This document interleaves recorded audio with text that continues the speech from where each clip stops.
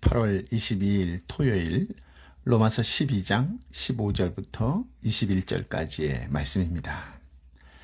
로마서 12장 12절 13절이 악한 환경에 대한 대응 자세를 권면했다면 14절부터 16절은 악한 사람을 대하는 자세를 권면합니다.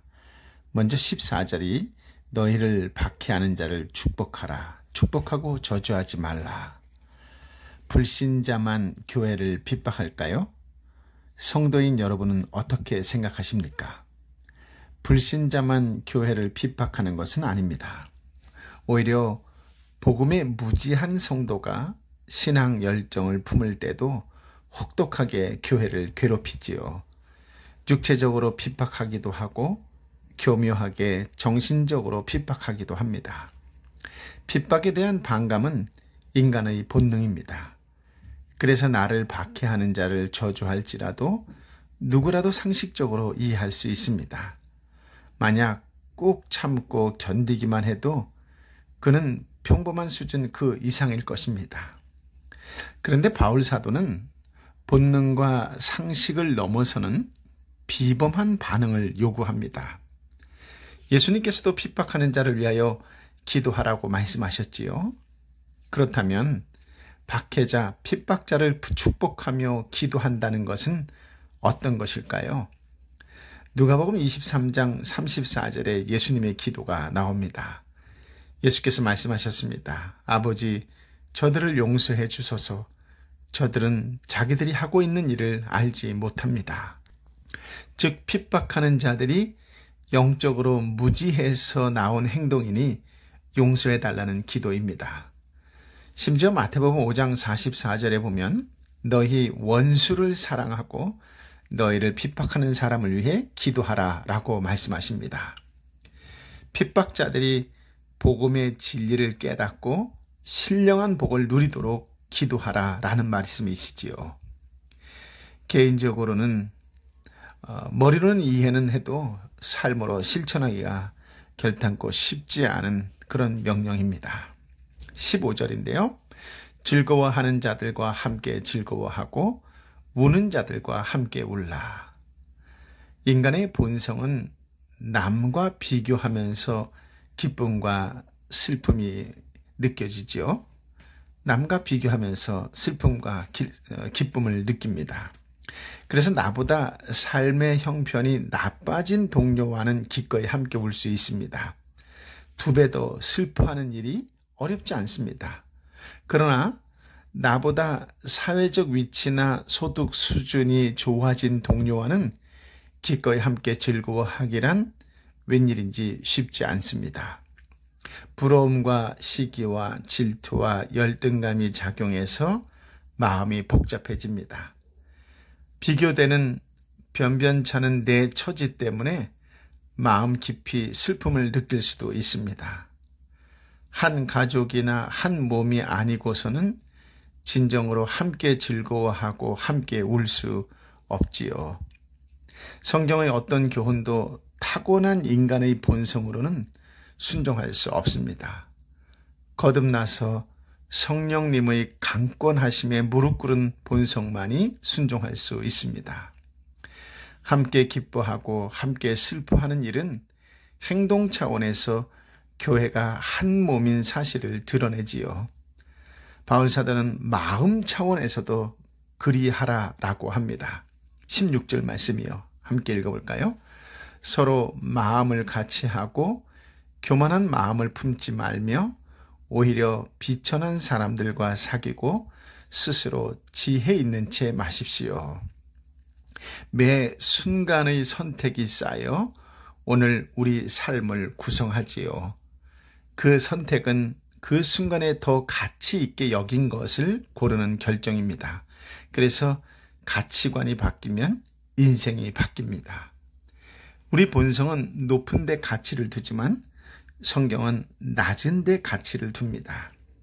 하나님의 생각을 내 생각보다 더 가치 있게 여기며 그분 생각에 순종하는 것을 참 지혜로 여깁니다. 성을 빼앗는 것보다 성을 빼앗는 것보다 마음을 다스리는 것이 더 낫다라고 잠언 16장 32절은 가르치고 있지요. 마음에 품은 생각이 복음적 가치관으로 바뀐 사람만 복음적 삶을 드러내며 살 수 있습니다. 죄로 인한 전적 타락은 지성과 감성과 의지 모두가 망가지고 왜곡되었다는 뜻입니다. 인간은 이 사실을 인정하지 않습니다. 탁월한 세상 지성인의 말을 따르면 멋진 인생을 살 수 있을 줄 여깁니다. 그러나 하나님 없는 유토피아 세상을 기획해도 타락한 지성은 계속 실패할 수밖에 없습니다. 아무리 지식을 쌓아도 바르게 활용할 지혜가 없기 때문이지요. 최고 기술은 언제나 전쟁 무기에 최우선 적용할 것이고, 첨단 기술은 인간성을 해치는 방향으로 더 활발하게 사용할 것입니다. 시편 말씀 그대로지요. 시편 14편 1절이요. 어리석은 사람은 그 마음속으로 하나님이 없다라고 말합니다. 그들은 썩어 빠졌고 가증스러운 죄악을 저지른 사람들이며 선을 행하는 사람이라고는 하나도 없습니다. 인간은 성경의 가치 판단을 따르는 삶을 해롭게 여깁니다. 지성을 팔아먹고 맹목적으로 추종하는 어리석은 짓이라는 것이지요.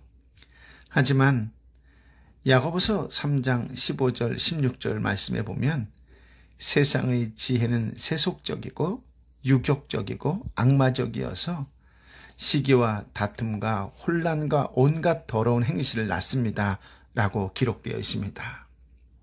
세상 지혜는 하나님 보시기에 자기 꾀에 빠질 미련한 것입니다. 참으로 지혜로운 사람은 하나님 앞에서 자기의 무능함과 어리석음을 알지요. 자기 힘으로 뭔가 할 수 있다고 자만하지 않습니다. 스스로는 하나님이 기뻐하실 어떤 것도 할 수 없음을 인정하고 겸손히 주님을 의지하지요. 두렵고 떨리는 마음으로 하나님의 말씀에 복종하려고 힘씁니다. 마음에서부터 낮은 데 처하지요. 이제 17절부터 21절까지의 말씀은 하늘 지혜로 사는 법을 가르쳐 줍니다.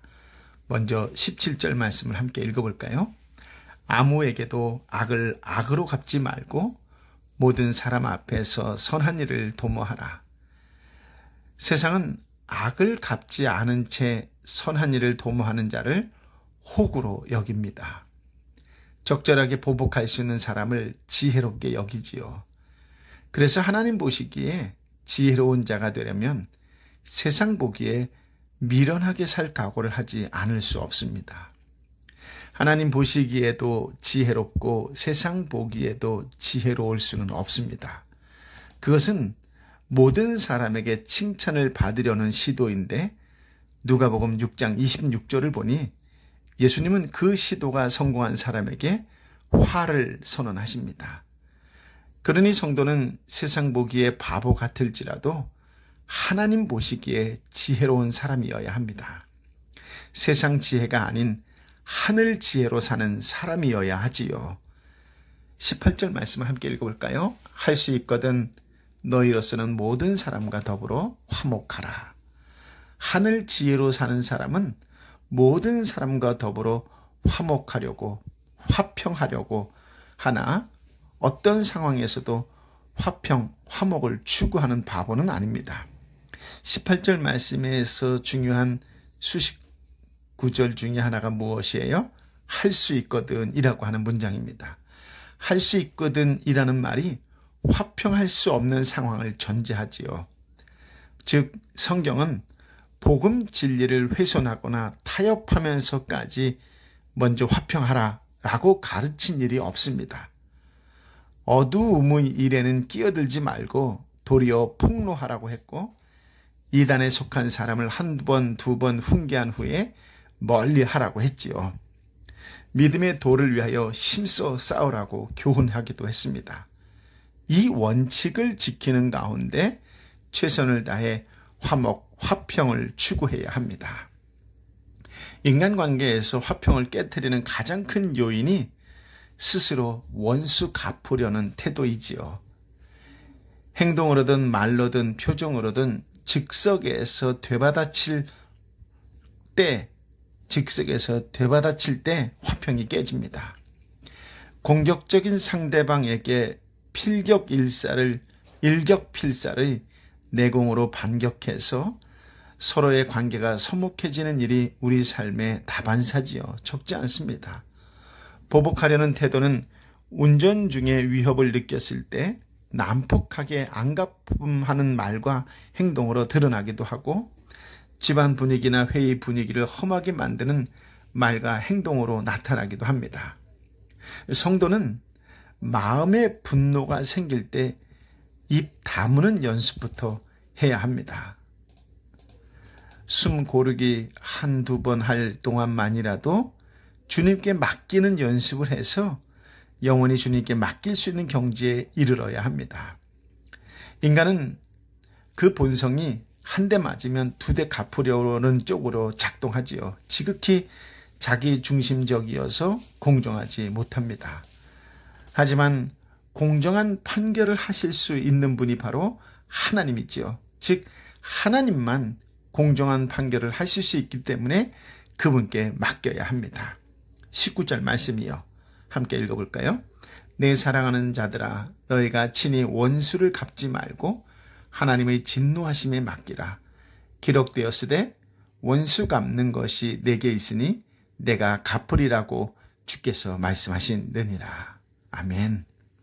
하나님께서 나 대신 보복해 주시기를 바라는 마음으로 맡기라, 그런 뜻이 아닙니다. 능력 있는 사람은 즉석에서 능동적으로 보복하고, 능력이 부족한 사람은 숨어서 은근히 수동적으로 보복합니다. 마음을 닫든 교묘하게 직무에 불성실하든 상대방의 마음을 불편하게 하거나 손해를 끼치려는 그런 행동이지요. 너는 나에게 악을 행했지만 나는 너 같은 부류가 아니니 참고 넘어간다 라는 식으로 경멸의 마음을 품는 것도 수동적 반격의 일종입니다. 하나님께 맡기는 일이 고단수 수동적 반격이 되지 않아야 하는데, 성도는 항상 선한 일을 도모해야 할 사람이기 때문입니다. 20절 말씀을 함께 읽어볼까요? 너의 원수가 줄이거든 먹이고 목마르거든 마시게 하라. 그리함으로 너가 숯불을 그 머리에 쌓아 놓으리라. 아멘. 이 말씀도 되받아치기보다 훨씬 고단수의 능동적 보복 기술을 가르쳐주는 그런 말씀이 아닙니다. 신실하게 선을 행해서 악한 원수라도 양심의 가책을 받고 낯이 뜨거워져 회개할 수 있게 하라는 것입니다. 보복은 상대를 공격하기 전에 자기를 무너뜨리는 것입니다. 악을 악으로 보복하려는 계획 자체가 악에 굴복당한 증상이니까요. 하나님이 원수였던 우리가 어떻게 회개했고 어떨 때 회개합니까? 무자비하거나 교묘한 보복을 받을 때가 아닙니다. 신실하게 공급하시고 보호하시고 인도하시는 하나님의 손길을 분명히 감지할 때이지요. 예수님은 선으로 악을 이기셨습니다. 스데반 집사 이후 많은 순교자도 선으로 악을 이겼지요. 주님의 이름을 높이고 부당한 사회를 소리 없이 개혁했던 믿음의 사람들, 핍박자, 박해자조차 그들의 삶에 일어난 진정한 변화를 분명히 감지하고 복음에 관심을 두게 했던 하나님의 사람들, 모두가 이 한마디 말씀에 순종했습니다. 21절 말씀입니다. 함께 읽어볼까요?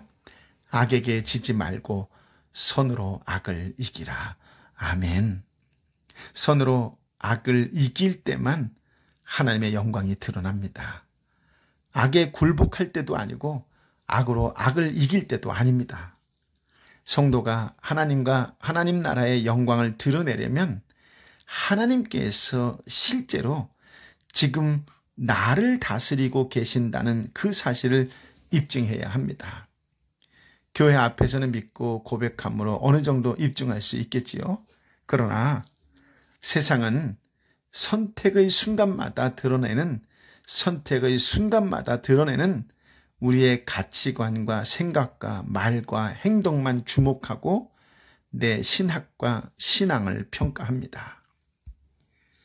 성도에게 어떤 식으로든 보복을 당하고서 하나님께 영광 돌리는 사람은 없겠지요. 이런 측면에서 예수님도 행실을 강조했습니다.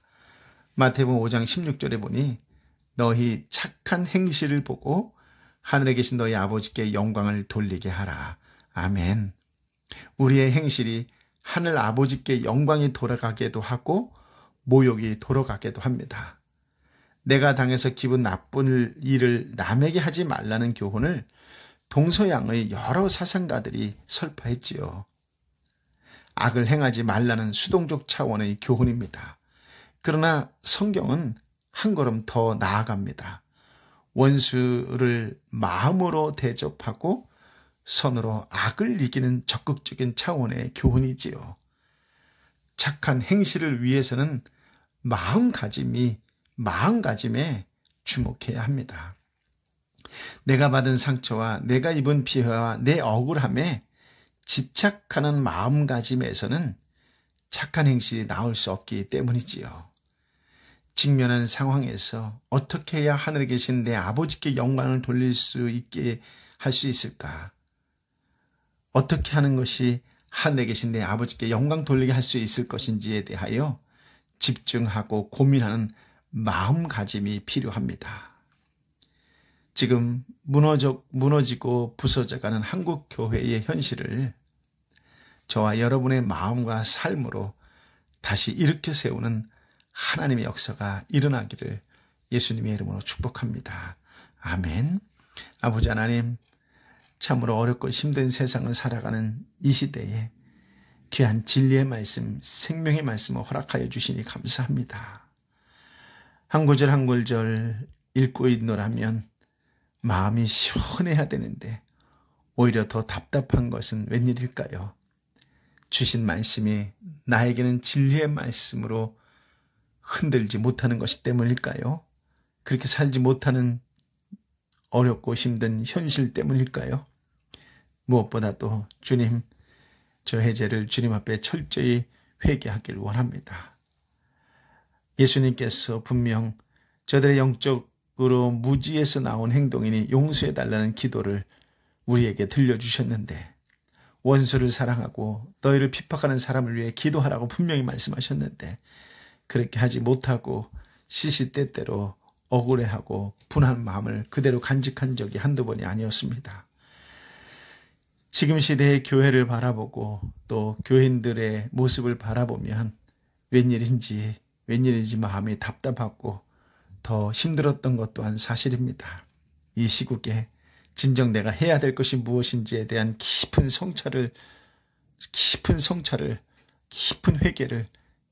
회개를 해야 함에도 불구하고 그렇지 못했던 것을 다시 한번 주님 앞에 회개하길 원합니다. 말씀 때문에 바뀐 가치관이 내 인생이 바뀌어야 됨에도 불구하고 여전히 구습이 얽매였던 것이 있었습니다.